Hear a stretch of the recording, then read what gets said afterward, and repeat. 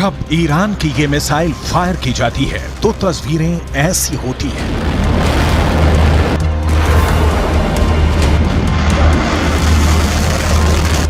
जब ईरान की ये मिसाइल अपने टारगेट पर गिरती है तो धमाका ऐसा होता है।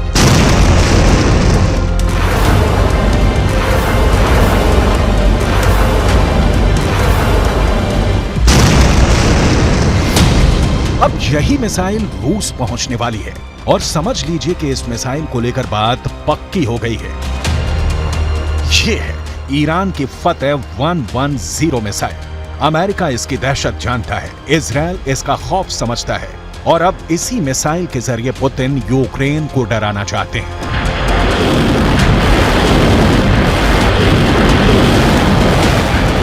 रिपोर्ट यह है कि ईरान की ये मिसाइल रूस पहुंचने वाली है और ऐसा अक्टूबर में ही हो सकता है।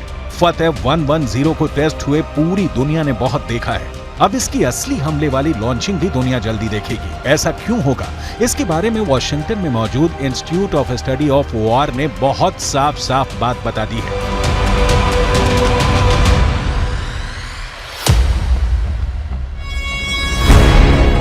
अठारह अक्टूबर को ईरान पर संयुक्त राष्ट्र की तरफ से लगी मिसाइल और ड्रोन बेचने की पाबंदी खत्म हो रही है और उसके बाद ईरान अपनी मिसाइल और ड्रोन खुल्लम खुल्ला बेच पाएगा। अब सवाल है कि आखिर ये कैसे तय हुआ कि ये मिसाइल रूस खरीदेगा? तो जवाब है कि 19 सितंबर को रूस के रक्षा मंत्री सर्गेई शोइगु ने ईरान का दौरा किया था। ये दौरा बहुत सीक्रेट रखा गया। हालांकि जो तस्वीर सामने आई उसमें यह साफ हो गया कि सर्गेई शोइगु ईरान की मिसाइल देखने तेहरान आए। ईरान ने उनके सामने अपने एक एक हथियार की डिटेल रखी। इसमें ड्रोन भी थे और बैलिस्टिक मिसाइल भी, ठीक वैसे ही हथियार जो रूस को यूक्रेन में लड़ने के लिए चाहिए। ईरान के एरोस्पेस फोर्स के commander brigadier general Amir Ali Hajizadeh साथ साथ थे और वो बता रहे थे कि रूस को क्या क्या लेना चाहिए, किस हथियार से उनकी जरूरत पूरी हो सकती है। इसमें सबसे खास रही फतेह 110 मिसाइल। सर्गेई शोइगु ने इस मिसाइल को बहुत गौर से देखा। उन्हें बताया गया कि ये कितनी खतरनाक और सटीक मिसाइल है और ऐसे ही हथियार से रूस ज़ेलेंस्की के बड़े बड़े अड्डों को मिट्टी में मिला सकता है। सर्गेई शोइगु इस मिसाइल को देखकर काफी खुश हुए। Нацелена на реализацию всего комплекса запланированных мероприятий, несмотря на противодействие со стороны Соединенных Штатов Америки и западных союзников.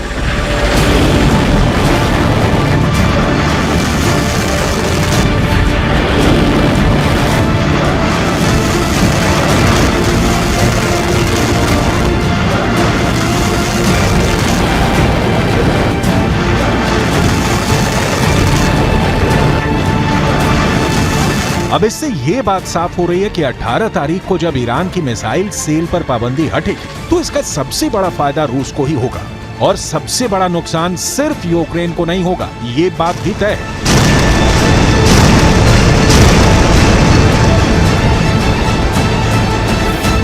फतेह 110 मिसाइल को लेकर डर इतना ज्यादा क्यों है? क्यों है इतना ज्यादा खौफ? क्यों ईरान और रूस के दुश्मन बहुत ज्यादा घबराए हुए हैं? इसकी बहुत सी बारीक बातें हैं, आपको एक एक करके बताते हैं। इंफॉर्मेशन वॉल के जरिए आपको समझाने की कोशिश करेंगे कि क्यों इतना ज्यादा खौफ इस tactical short range ballistic missile को लेकर है।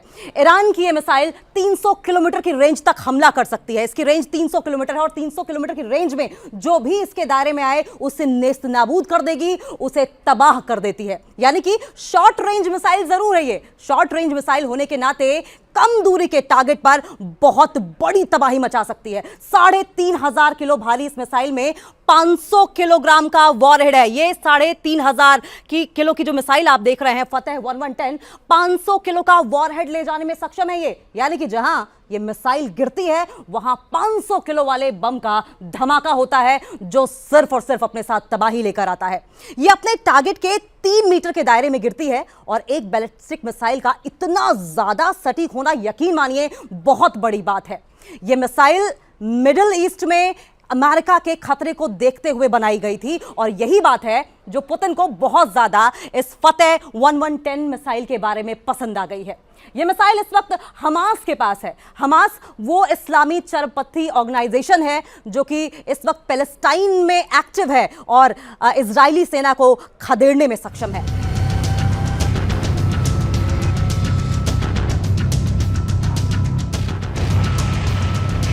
फतेह 110 वाकई बहुत खतरनाक मिसाइल है। इस मिसाइल के नए वर्जन फतेह 313 इससे पहले अपना प्रैक्टिकल दिखा चुकी है। इसी मिसाइल से ईरान ने इराक में मिलिट्री बेस पर हमला किया था।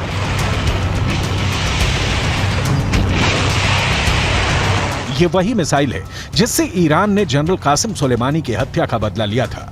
फतेह 313 की रेंज फतेह 110 से ज्यादा है। यही वजह है कि ईरान ने इराक में अमेरिका के मिलिट्री बेस पर यह मिसाइल दागी थी।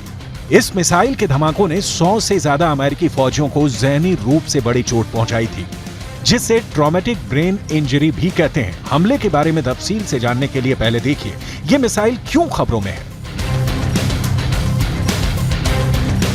अमेरिका से लेकर यूरोप तक मीडिया इसी मिसाइल की बात कर रहा है। इजरायल में भी यही मिसाइल चर्चा में है। पुतिन ने ईरान से फतेह 110 को लेकर बात पक्की कर ली है। यूक्रेन की मीडिया और सरकारी सोर्स भी अब ईरान के इस मिसाइल को लेकर बहुत ज्यादा दहशत में है। ईरान की यह मिसाइल 2002 में तैयार की गई थी। इसका निर्माण 2002 में हुआ था और तब से इसके कई वर्जन बनाए जा चुके हैं। इसका एडवांस 1 वर्जन जो है वो ज्यादा इस्तेमाल किया जाता है। इसका आधुनिक और लंबी रेंज वाला वर्जन 313 है। इसकी रेंज 500 किलोमीटर से ज्यादा की है, यानी कि 500 किलोमीटर के दायरे में जो भी इसके टारगेट पर आता है वो खत्म तबाह हो जाता है। और इस मिसाइल ने खुद को साबित करके दिखाया भी है। यूक्रेन और इजरायल की इंटेलिजेंस रिपोर्ट दावा कर रही है कि रूस को फतेह 110 के साथ जुल्फिकार बैलिस्टिक मिसाइल भी मिल सकती है। इन दोनों की रेंज 300 किलोमीटर से ज्यादा है। जब से ये बात ईरान के दुश्मनों को पता चली है वो घबराए हुए हैं। जब से ये बात ज़ेलेंस्की को पता चली है वो बहुत दहशत में है। अब उनकी एक ही डिमांड है कि किसी भी तरह यूक्रेन की फौज को ऐसे एयर डिफेंस सिस्टम से लैस किया जाए जो ईरान से मिलने वाली ड्रोन और मिसाइल को काउंटर कर सके। Сьогоднішній російський обстріл ракетами і дронами теж призвів до нових перебоїв з електрикою, але це виправляється. Відновлювальні роботи тривають.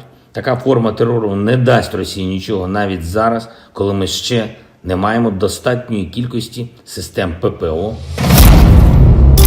ज़ेलेंस्की को यह बात पता चल गई है कि फतेह 110 मिसाइल को रोकना बहुत मुश्किल है और इसमें अमेरिका भी पूरी तरह फेल साबित रहा है। 8 जनवरी 2020 को ईरान ने जब इराक में अमेरिका के 2 मिलिट्री बेस पर हमला किया, ये उसकी सैटेलाइट तस्वीरें हैं। ईरान ने चुन चुनकर अमेरिका के अड्डों को तबाह किया था। कई हैंगर, कई कमांड कंट्रोल सेंटर पूरी तरह तबाह हो गए थे। अमेरिका को हमले की जानकारी तो मिल गई थी, इसलिए उसके सैनिक आसपास अंडरग्राउंड हो गए थे। लेकिन अमेरिका के एयर डिफेंस सिस्टम ईरान की फतेह 110 मिसाइल को रोकने में नाकाम रहे थे। ईरान ने ऐसी करीब 20 मिसाइलें दागी थी। ये जहां गिरी वहां ऐसे ऐसे गड्ढे बने और 100 से ज्यादा अमेरिकी सैनिकों को धमाकों से गहरा सदमा पहुंचा था। ऐसी ही मिसाइल पावर से पुतिन लैस होना चाहते हैं ताकि वो ज़ेलेंस्की को वो वाला सबक सिखाएं जो ईरान ने अमेरिका को सिखाया था।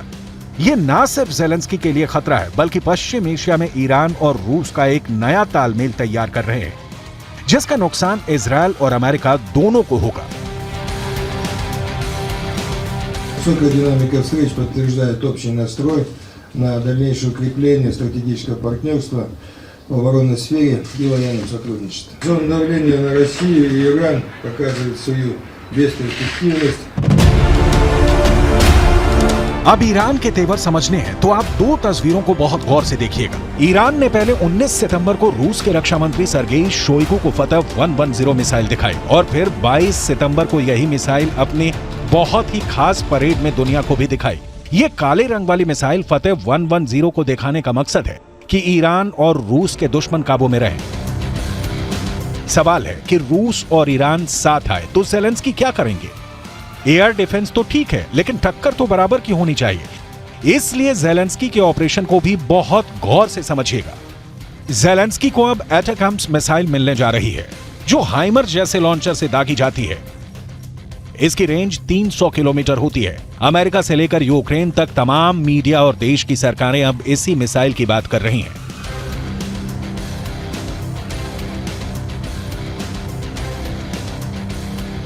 एटैकम्स मिसाइल पर अमेरिका ने अभी तक खामोशी बनाए रखी थी, लेकिन अब वो ये मिसाइल यूक्रेन को भेज रहा है। अगर ज़ेलेंस्की को ये मिसाइल मिली तो उनके हमले रूस के अंदर तक होंगे और ये युद्ध का दायरा बढ़ाने वाला बड़ा खतरा हो सकता है। अमेरिका को मालूम है कि ज़ेलेंस्की ईरान से सप्लाई किए गए शाहिद 136 के आगे लाचार हो चुके हैं, और अगर उन्हें फतेह 110 जैसी मिसाइल मिली तो रूस की फौज कैसे कीव को रौंदते हुए आगे बढ़ जाएगी।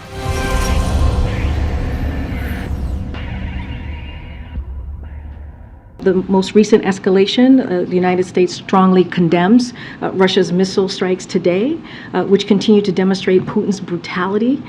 As you know, President Biden and the G7 leaders met with President Zelensky last week, and President Biden also spoke with President Zelensky one-on-one the day before that G7 conversation. We are in daily touch with the Ukrainians across the administration, from the National Security Advisor to the Department of Defense and the Department of State.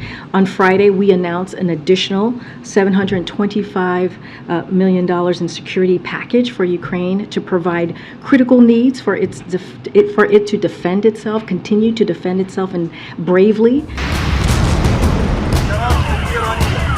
इससे पहले Iran के शाहिद 136 ने बहुत बड़ी तबाही मचाई है। ये वाकई बहुत खतरनाक ड्रोन है जो अकेले हमला नहीं करता, बल्कि एक साथ कई ड्रोन लॉन्च किए जाते हैं। ये आत्मघाती ड्रोन है। इन्हें ईरान का कामिकाज़े ड्रोन भी कहा जाता है, जो यूक्रेन की पोजीशन पर अटैक कर रहे हैं। देखा जाए तो ईरान अब सीधे तौर पर नहीं तो एक अलग मोर्चे पर अमेरिका को सबक सिखाना चाहता है, और इसीलिए उसने अपनी ड्रोन वाली ताकत रूस को दी है। जब ड्रोन से अटैक होता है तो आसमान से तबाही बरसती है। ये इसका ओरिजिनल वीडियो है।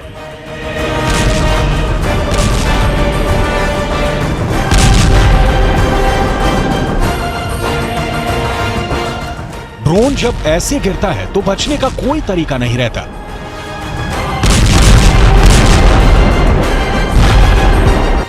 ये स्वार्म अटैक यानी एक साथ मधुमक्खियों की तरह हमला करते हैं।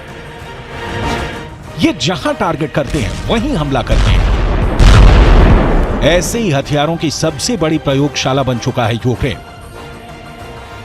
ईरान ऐसे युद्ध में एक नई एंट्री है, और उसके ड्रोन ईरान की ड्रोन पावर को पूरी दुनिया में पहचान दिला चुके हैं।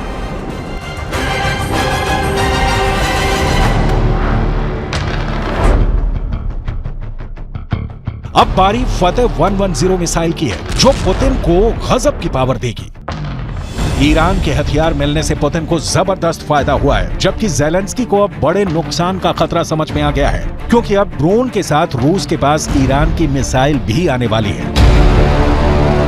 पुतिन और ईरान की दोस्ती अक्टूबर के महीने में अमेरिका और नाटो को बहुत धक्का पहुंचा सकती है। ईरान से निकाली गई आग अब यूक्रेन में नए शोले भड़काने वाली है, और पुतिन इसके लिए पूरी तरह तैयार हो चुके हैं।